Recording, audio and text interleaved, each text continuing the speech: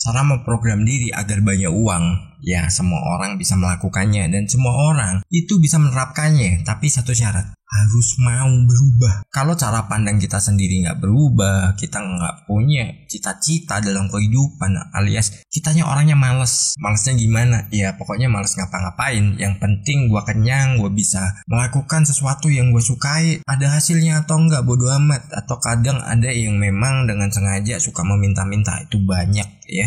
Saya banyak menemui. Jadi ketemu si A minta, ketemu si B minta, bahkan rela keluar uang itu untuk jauh-jauh dalam perjalanan hanya untuk meminta sesuatu. Dan yang diminta itu apa? Ya cuman minta uang. Karena apa? Dirinya nggak pernah menciptakan yang namanya kehidupannya sendiri. Jadi memang dia udah memprogram itu bahwa dirinya adalah orang yang hanya meminta-minta. Banyak banget. Kaya miskin bukan soal banyak dan sedikitnya uang atau materi, tapi yang jadi patokan kaya dan miskin itu adalah mental. Bagaimana mental kita, bagaimana kita menjadi diri kita. Di video ini kita pengen belajar ya, kita pengen berbagi nih, kita belajar bareng cara memprogram diri agar banyak uang ya. Ini adalah sesuatu yang memang bisa kita tanamkan dan bisa kita pelajari sebenarnya. Tapi di video kali ini kita diskusi ringan aja ya. Jadi biar teman-teman juga bisa menyerap ilmunya. Kita nggak pakai ilmu yang berat-berat ya, tapi hasilnya sama. Apakah bersahabat hebat? Tentunya selalu dalam berkelimpahan dan keharmonisan ya. Ya bener banget, kita harus memprogram diri kita itu untuk banyak uang atau kita mudah mendapatkan uang. Entah bagaimana nanti pekerjaan kita, entah bagaimana nanti prosesnya, kita harus sudah memiliki yang namanya patokan dulu. Misalkan Anda pengen memiliki penghasilan berapa, ya sudah, buatlah patokan di situ bahwa Anda memiliki penghasilan segitu. Dan nanti kita bisa menerapkan banyak hal yang itu bisa berkesinambungan dan itu bisa menjadi rentetan yang akan membuat kita semakin berkelimpahan. Dan tentu saja namanya berkelimpahan itu akan banyak uang. Kita mulai di poin pertama, berbicara kemakmuran. Kita harus banyak bicara tentang kemakmuran. Jangan kita selalu berbicara itu atas nama penderitaan. Kenapa? Ya kita mengundangnya, kita bicara kemakmuran, itu kita mengundang kemakmuran. Kita berbicara tentang sesuatu yang itu berwujud penderitaan. Atau kita ngomongin seseorang atau peristiwa yang itu sebuah penderitaan atau tayangan-tayangan yang sedang kita bicarakan. Kalau itu isinya penderitaan, ya kita akan menjadi orang sesuai dengan apa yang sering kita ceritakan, sering kita obrolkan. Kenapa? Kita harus berbicara kemakmuran. Kenapa? Kita memang harus punya tujuan bahwa hidup kita ini makmur. Dengan diri kita udah makmur, Anda akan membawa sekitar Anda untuk menjadi kehidupan yang makmur juga. Mungkin anak-anak Anda, mungkin saudara Anda, mungkin ya keluarga Anda. Itu kalau kita berpikirnya sebuah kemakmuran, maka mereka juga akan mengikuti, mereka akan tertular. Karena apa? Mereka sudah tahu, oh ini orang kalau berbicara begini dan buktinya ada. Yang jadi masalah adalah ketika orang itu hanya melihat buktinya.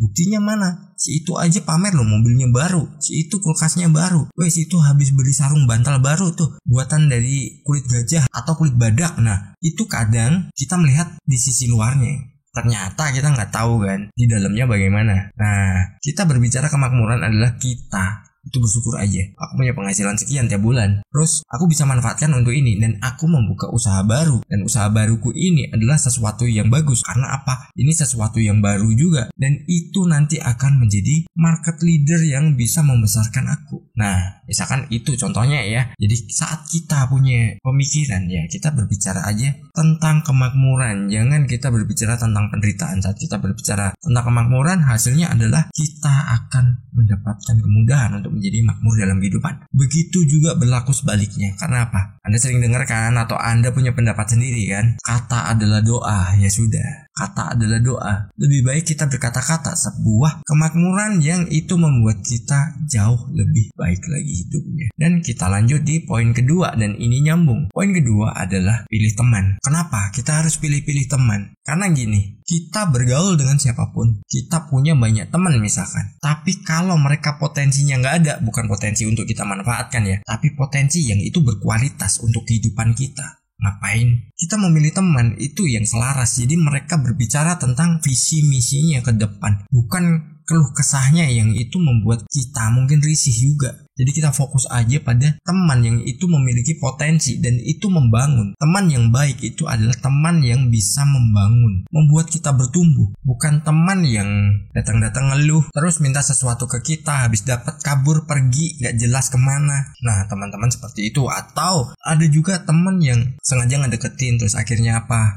Kitanya di prospek nih, suruh ikut bisnisnya. Wah, itu sesuatu yang mungkin hal yang di luar dugaan kita. Tapi apa? Yakinlah, saat kita menemui seperti itu, kalau hati kita gak yakin atau perasaan kita gak yakin, udah jauhin aja. Anda akan susah sendiri dalam kehidupan nantinya. Anda akan punya beban karena Anda sudah ikut sesuatu yang Anda sendiri tidak suka. Jadi pilih teman yang memang membuat bertumbuh. Dalam artian gini, mereka bisa kasih support nih. Misalkan Anda punya sebuah karya, terus Anda butuh konsultasi nih ya. Mungkin lakukan riset, ini gimana nih produk yang aku buat nih, orang lain menilainya gimana, kurangnya gimana. Terus saat kita udah kasih sampel nih ke teman kita, yang teman yang membuat kita bertumbuh ya, terus dirinya kasih kritik, ini kurang begini ya, ini kurang begitu, jadi ini mesti lu bikin begini. Meskipun kadang itu di luar idealisme kita, tapi kalau itu masukan yang bagus, itu membuat kita bertumbuh. Tapi kalau kita bertemannya salah, aneh-aneh aja lu, kayak gini, buat apa? Buang-buang waktu.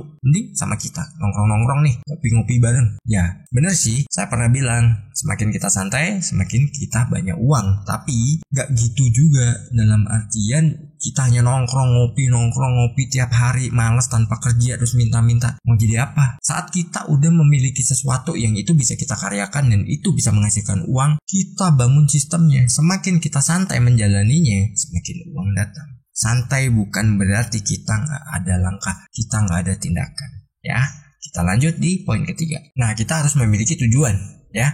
Poin ketiga adalah miliki tujuan. Kalau kita memiliki tujuan hidup, ibarat kita sudah punya target. Jadi kita mau melangkah bagaimana, kita berusaha mencapainya. Bukan kita nanti sebentar-sebentar balik ke arah. Wah, kayaknya nggak bisa, kayaknya nggak mampu, kayaknya nggak sanggup. Kita berbalik ke arah dan akhirnya semua tidak pernah terwujud dan semua tidak pernah menjadi sebuah kenyataan. Nah, sayang banget kan kalau kayak gitu kan. Jadi tentukan tujuan kita mau seperti apa. Lalu lanjut poin keempat, masih nyambung ya. Saat kita udah punya tujuan, kita harus jadi diri sendiri. Mungkin teman-teman pernah dengar cerita yang ada entah suami istri, entah seorang bapak dan anaknya yang lagi menuntun keledai, dan di situ banyak orang bilang dan dirinya selalu mengikuti orang yang ya mungkin hanya bisa menilai. Kenapa? Dirinya bingung nih, nggak jadi diri sendiri. Tapi kalau kita jadi diri sendiri, kita mau melakukan apa? Ada orang bilang begini begitu, bodo amat. Gua punya cita-cita, ya gua yang tentuin. Gua yang punya hak, bukan lu. Fokus pada tujuan Anda dan jadilah diri sendiri. Saat kita udah menjadi diri sendiri, mungkin di sekitar kita bilang bahwa kita orangnya egois, sombong atau apapun, biarin aja. Mereka nggak ada ini juga kita kan, gak ada efeknya juga ya. Nah, kecuali nih, lu udah gak perlu sombong gitulah, gua kasih nih kunci mobil nih, Toyota Alphard. Nah, itu keren ya. Tapi kalau cuman gini-gini doang, itu akan menghambat kita. Saat kita udah menjadi diri sendiri, ya sudah, fokuskan saja pada apa yang menjadi tujuan kita dan raih impian kita atau raih impian Anda dengan sesuatu yang menggembirakan. Dalam artian jangan terpengaruh kata orang lain dan jangan terhambat juga atas hinaan orang mungkin, cacian orang mungkin, atau mungkin Anda pernah mengalami juga Anda tidak pernah melakukan sesuatu dan Anda dituduh melakukan itu. Abaikan aja yang seperti itu. Memang ada saatnya kita juga harus melawan orang-orang yang memang ingin menghambat kita, tapi itu nggak wajib kita harus melakukannya tiap hari. Kenapa? Menghabiskan energi. Kita fokus aja pada apa yang menjadi tujuan kita. Kalau itu sudah tercapai, say goodbye aja sama mereka. Karena apa? Kita tahu kan, mana orang yang memang support, mana orang yang memang hanya memanfaatkan. Hargai mereka yang menemani Anda dari bawah. Terus jauhi mereka ya. Mereka ini kita anggap kerikil-kerikil di jalan yang mengganggu perjalanan kita. Udah gitu aja. Sederhana sebenarnya. Kita lanjut di poin kelima. Terus berlatih. Ya, kita harus terus berlatih. Karena apa? Kehidupan di dunia ini dinamis, berubah-ubah polanya. Mungkin dulu Anda berdagang sesuatu atau Anda kerja sesuatu ya, kerja di sebuah perusahaan. Penghasilan Anda rasa cukup. Ya, tapi karena pola berubah, mungkin Anda yang jualan kok jadi sepi. Yang tadinya rame dagang telur kok jadinya sekarang gula yang rame. Nah, fluktuasinya terjadi ya kalau untuk yang dagang. Terus kalau Anda yang bekerja itu biasanya mengalami yang namanya apa? Ya mungkin karena dampak inflasi. Mungkin gaji Anda naik tapi inflasi juga naik. Ujungnya apa? Gak cukup juga. Nah, dari situ kita harus terus berlatih bagaimana nih pikiran kita program untuk dirinya peka dalam mengambil sebuah kesempatan yang itu bisa menghasilkan uang untuk kita. Jadi kita bisa memprogram diri kita sesuai dengan apa yang kita mau ya. Yang kita mau bukan orang lain mau. Ingat ya, jadilah diri sendiri. Jangan pernah kita larut atau kita terbawa apa yang menjadi kata orang. Saat kita larut dan kita terbawa kata mereka, kita tidak akan pernah menjadi siapa-siapa. Sukses berjumpa.